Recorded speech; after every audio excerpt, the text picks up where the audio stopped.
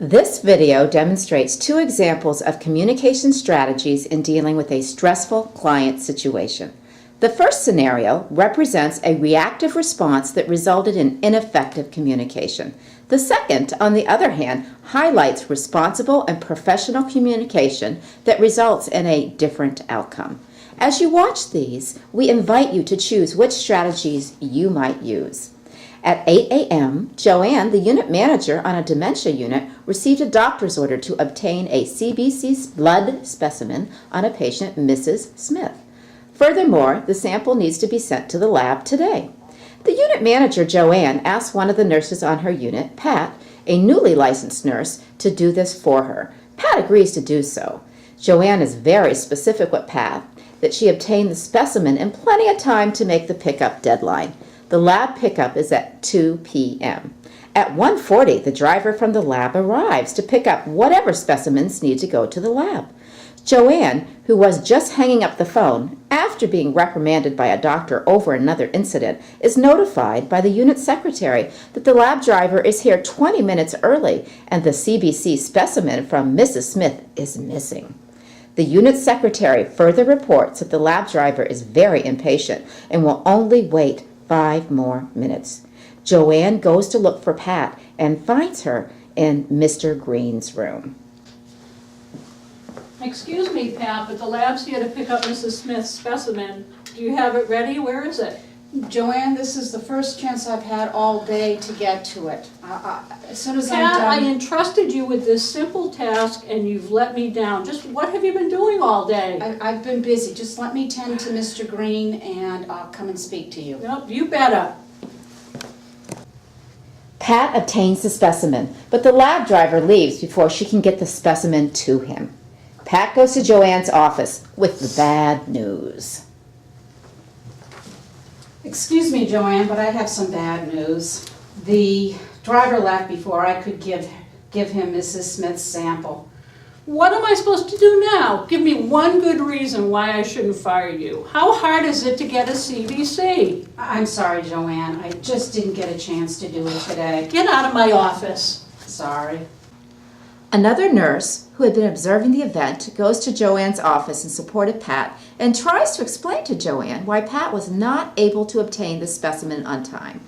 Joanne was informed that Pat had 2 admissions today, 8 patients with the flu, 1 patient who is actively dying, and she had to send yet another patient to the hospital with a suspected left hip fracture. Furthermore, she didn't take a break all day, not even for 5 minutes. She also reminded Joanne that the lab driver was 20 minutes early as well.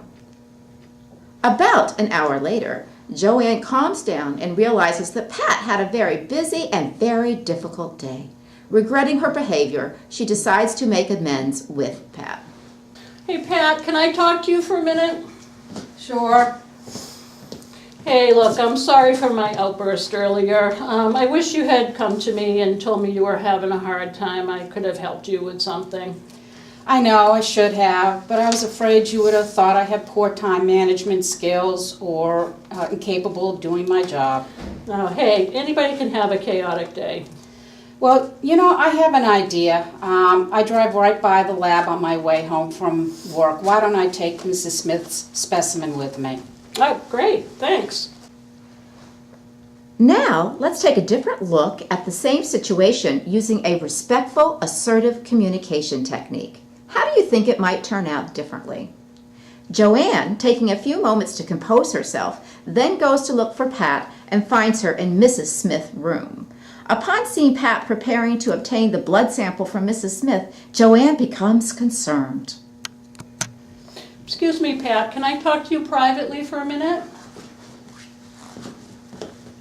The lab is here to pick up Mrs. Smith's CBC. Have you had a chance to get that? I'm sorry, Joanne. This is the first chance I've had all day to do so.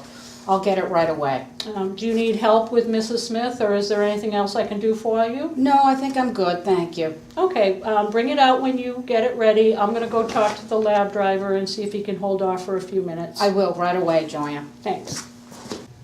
Pat obtains the sample, but the lab driver leaves before getting Mrs. Smith's specimen to him. Pat goes to Joanne's office with the bad news. Excuse me, Joanne, but I have some bad news. The lab driver left before I got a chance to give him Mrs. Smith's sample. What happened, Pat? I thought that you were gonna have plenty of time to do that. Well, I had every intention of doing so, but it just became a difficult day and, things went wrong and the day just got the better of me. What should I do in the future if this should happen? Well, I understand it was a very difficult day, and the lab driver did show up early. Please, in the future, if you're finding yourself bogged down or overwhelmed, just come and talk to me, and I can give you the support and assistance that you need. I will, Joanne. It's just that I was afraid that you would think I had poor time management skills or I was incapable of doing my job.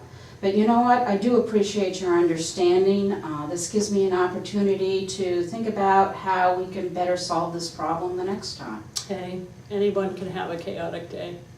Yes, you are right. Say, I have an idea. I drive right by the lab on the way home from work, so if it's okay with you, why don't I just take the specimen with me? Well, thank you. That's a great solution. Good. Thanks. You're welcome.